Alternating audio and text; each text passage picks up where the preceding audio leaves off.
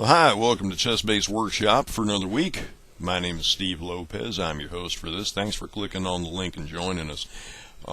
With a couple of detours along the way, we have been looking at ChessBase Light, our ChessBase Light 2009, a demo, trial, whatever you want to call it, version of the full ChessBase program. I hate to use the word trial. That's kind of a misnomer because actually ChessBase Light is yours. I mean, it doesn't stop working after a certain amount of time or whatever, at least not until Microsoft updates Windows again and kills a whole pile of programs because they don't run under a new version. But you know what I'm driving at. If you download ChessBase Light at www.chessbase.com, you can download it, install it, and it's yours to use. There are a couple things you can do with it afterward. By the way, you can pay a little money to register it and get a few more features, which we will discuss at a later time, what you get if you do register ChessBase Light. And of course, it gives you a nice taste for the things you can do in the full version of ChessBase 10. If you are a ChessBase 10 user, please do listen up to these videos. You may learn a couple tricks that are useful in your full ChessBase program. What I got up on the screen right now, we're going to talk one more time about chess engines in ChessBase Light. What we've got up on the screen right now is a game I looked at actually last time around in ChessBase Workshop. It's the Danish Gambit game between Emanuel Schiffers and Mikhail Chigorin, and we were talking about how last week about how computers analyze Gambit play. We're going to look a little bit more at using a chess engine in in ChessBase Light to evaluate positions. Now, there's a big myth about chess engines. And the myth is this, that they always give you absolute perfect analysis. And at the risk of offending someone, it's not my intent, but some people would term it godlike analysis, where every single engine will give you absolutely the best absolute move in that position. I would contend that the best move in a position sometimes is a function of who's making the move. Once again, a guy like Tigran Petrosian might find one particular move in a position, while a guy like Mikhail Tal, who's probably on the opposite end of the spectrum, the positional tactical spectrum from Petrosian, in that same position might play something else, and both guys would be successful with their chosen moves. Cool thing about chess is sometimes there's not an absolute best move. A lot of times it just depends on who's making the move. So what a chess engine is going to generally give you is the best move. Well, what it will always give you is the best move that it finds in the amount of time that you provide for that engine to look. Basically, if you let an engine look at a position for 2 seconds, it'll be kind of a cursory analysis. The longer you let it look, generally the better move it finds. So if you let it look for 2 seconds, it won't be as good a move as if you let it run for 20 seconds, which won't be as good a move as if you let it run for 2 minutes or 20 minutes or so on.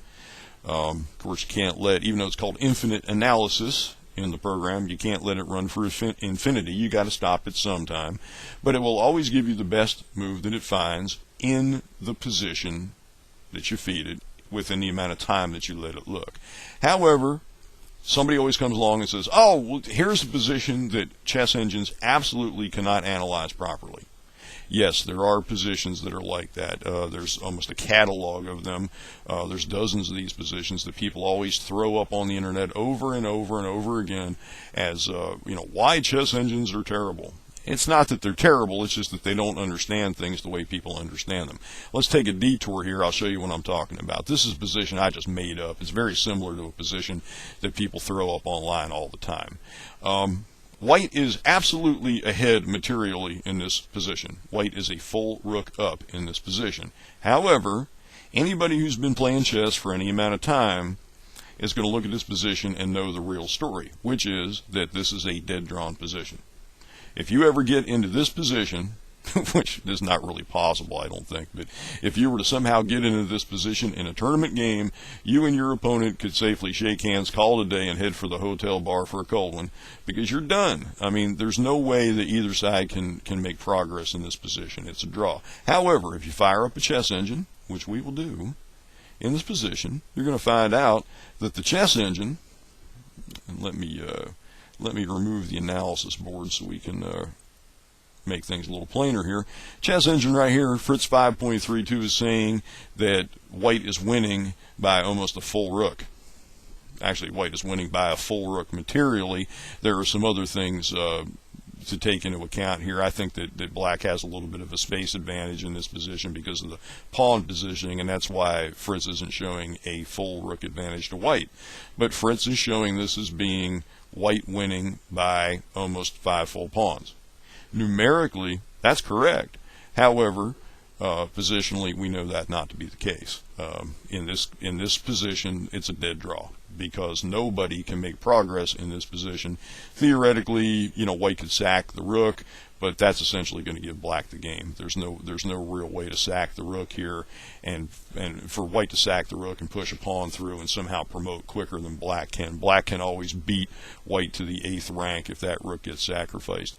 So even though we're seeing right here that white is winning, it's actually a drawn position. So that's the kind of thing I'm talking about in saying that engines do sometimes misevaluate positions. However, in general, what a chess engine is going to do is give you a better move than what you would find on your own, unless you're a grandmaster or top-level player. Chess engines on modern-day equipment are that strong where they're playing chess at grandmaster level.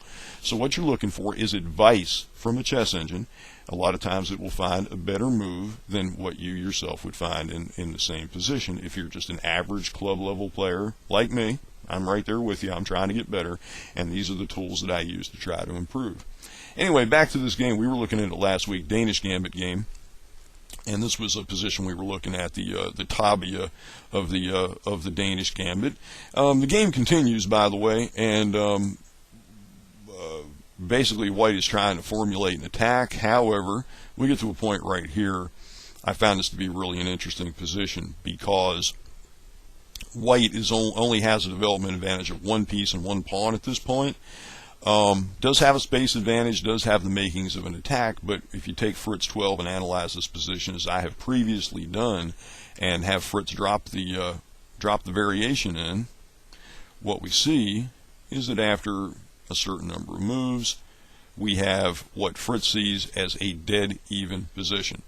Black's in check, but black can easily get out of check, and what we're seeing here right here on the screen is that after a 17-ply search depth, the position is dead even. Basically, this is where it starts going downhill for Schiffers. It starts heading south because he made a valiant effort with the Danish Gambit, but he couldn't quite get his pieces out quick enough to launch an attack. But he does get an attack going, and it's an interesting game. You can play through it if you've got the Mega database, or you might even dig around online and find this game. Maybe in the Fritz database. I'm not sure. I pulled it out of Mega Database 2010. White Schiffers gets an attack going, and black Chigorin defends really well until we get to this position, which is just a mess. This is why I marked it, this red marking here, I marked it as being a critical middle game position so I'd know where to stop. This is a good position to look at. What is white going to do in this position? Now we can look ahead, we can see what Schiffers played, but just take a look at that board for a minute. If you're white, what do you play here? And man, that's a tough call because you have all kinds of pseudo threats, but black has really kept the lid on things pretty well. What are you actually going to do in this position? And it's a tough call. And the reason why I brought this position up was that I cheated earlier. I had Fritz look at this game, and this is a turning point in the game in the estimation of Fritz 12. But this is a good place where if you can't come up with a good idea on your own, if you're looking at a position like this, this is an ideal place to have a chess engine analyze a position, to give you an idea of what's going on, to give you an idea of what the engine thinks should be played here. You can fire up a chess engine and see what it says. So what we'll do is we'll go to the engine menu, click on it, and we see Add Kibitzer Fritz 5.32. Oops, let me try that again. We'll do Add Kibitzer down here instead. You know what the problem is, don't you? Is I still have it running over here. Sorry, that's my fault. There we go. Now we can get Add Kibitzer Fritz 5.32 going. I left it running in the other window. And what we're looking at here is that after Rook F8 and the estimation of Fritz 5.32, black is ahead by about 2 pawns. which means the white has compensation, by the way. Take a look at the material balance. Black is winning by the exchange and a pawn. So materially, but according to Fritz, white still has there's still some ray of hope here. What does Fritz think white should play? The move is queen e2. White should pull the queen back to e2. Maybe open up a couple lines, possibly move this knight, have an attack where the bishop would be attacking the rook. Basically redeploy and then relaunch the attack. It's an okay idea. But what Schiffers actually plays here is this. And then we see the evaluation change. Fritz actually thinks that's not that great a move. It changes its evaluation by about, I think it was about a half a pawn or so, if I'm not mistaken. Yeah. Schiffer's idea here is the bishop is going to strike at the knight, and once the pawn takes, the queen comes over and takes, and now we have kind of a two-front attack on the king. Taking the knight, which I think I can do, I might be able to do with a null move, but if you take this knight, the pawn takes, the queen comes over and takes, and what you're doing is denuding the black king side. That's a great word, by the way. It doesn't get used nearly often enough, you know, denuded. Had your date go last night, you know, went back to her place and she denuded herself. I guess it's too late to get the kids out of the room, huh? 1 minute we're talking about copping off a night, next minute we're talking about naked ladies. I'm sorry. Where was I? The idea is that the engine is evaluating that the position is getting a little bit worse for white after he plays bishop c1. But what you can do in this position, one thing you do is, what does the engine think of the move? What does the engine think should be played in this position, first of all? And the move that it's suggesting is that the queen should come back to e2. And we can make that move and put it in as a new variation, and we can see what Fritz thinks and continue to analyze the position this way. This is what Fritz thinks that white should have played here. By the way, I'm using Fritz 5.32. That is the free engine that comes with ChessBase Light. If you were using the full ChessBase program, there are other engines that you can put in there. In fact, I analyzed this earlier with Fritz 12, and there's actually a much more radical swing in the numerical evaluation here. This is actually a critical position in Fritz 12's estimation, because this is really where the game turns in favor of Chigorin. Fritz 5.32 being an older engine, it's been around actually at this point for about 11 years, just doesn't see it as being quite as radical a swing. Proving, again, my point from last week's ChessBase workshop, that engines do analyze differently now than they did then, and do a better job of evaluating positional imbalances. So one thing you can do, you go here, what does the engine think that white should play here?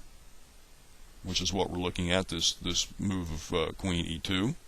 After it thought for a while, it came up with this. Another thing you can do is, what would I do in this position?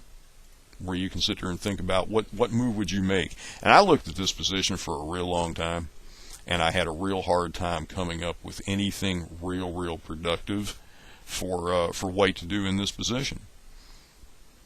It's a tough call. One thing that jumps out, and I haven't even looked at it yet, as far as having an engine possibly analyze my idea. But one thing I did look at was, and I got a pretty good idea where this is going to end up, would be for maybe the bishop to come here as a new variation, striking at this pawn. See if it'll let me put an arrow in. But what I think happens at that point is you get something really ugly, like, no, I'm not sure at this point, to tell you the truth. I'm not really sure what should happen here. But here I can make this move, bishop d3, and we can see what Fritz thinks at this point. And we're looking at the numerical evaluation. It's not really significantly worse than the other suggestion of queen e2. So that's an idea. You can make your own move on the board and have a chess engine evaluate your move and see how it stacks up against the moves that were actually played. So there's another reason why you'd want to use a chess engine to help you analyze the position, to analyze what was actually played, to analyze your other idea in that position, and then see what happens after a particular move is played. We go to the actual move, and now we get some additional Fritz analysis of what it thinks ought to happen here, which is that it's saying, if you take a look, Queen H4, Bishop takes C7, Queen F2 check, King H1, Rook E7, up to move 22. It's exactly what was played in this game. So Fritz is saying that for the next batch of moves, the players did exactly what they ought to do. And now we get to a point where there might be a little bit of a discrepancy. We're going to let Fritz look at it for a little bit. Rook E7 is what actually got played, and that's what Fritz so far is saying should be played here. So you can use the chess engine to analyze what was actually played in the game, also to analyze your own ideas in a position. But what you have to keep in mind is, as we saw in that other position on that other chessboard, that sometimes an engine doesn't see everything and can lead you a little bit astray. So what you use an engine for is as a tool, not as an absolute divine oracle of Delphi that will give you the absolute best move period in a position. Because another thing you can do, by the way, if you have the full version of ChessBase, is have a whole bunch of different engines analyze a position at the same time, running simultaneously. Or you can also do it in the Fritz engine, or the Fritz program, have multiple engines analyze a complete game overnight. And what you will often see is if you load an engine like Fritz, an engine like Rybka, an engine like Hierarchs, let those three engines analyze the same game, you will find places in the game where those three engines will give you different opinions in the same position. There'll be a position where each engine gives you a different variation from the other two. So engines will always give you the best analysis it can find, given the time parameters that you allow it to analyze. At this point, we've looked about 11 ply ahead, and Fritz is looking at Queen E4, which is a different move than we looked at before, which is Queen E2. So we can do something here, copy the notation, pop that move in. Here's Fritz's evaluation. This is telling us that Fritz 5.32 thought this was the best move, and this tells us the numerical valuation. Black is ahead by about 2 1/5 pawns after an 11 ply search depth. Once we've had an engine look at some stuff, maybe popping into the game as I've just done, then what you might want to do is use the replace game function and have that analysis saved. So you come up here and go to replace game, and look what you get. Oops, the program has not been activated yet. You cannot save games. Please enter an activation key to get full access. Yeah, there are some features in the free version of ChessBase Light that you can't use unless you pay for an activation key and activate the program. Assuming that you do that, you will get numerous additional features in your ChessBase Light, one of which is the ability to edit games in this way, where you can add moves, add analysis, and save the game, and that analysis will be preserved for you. The subject of activation keys is what we're going to look at in the next ChessBase workshop. So we'll take a look at that, how to activate your program and get these additional features that you'll find very useful. So we'll look at that next time around. Until then, have fun.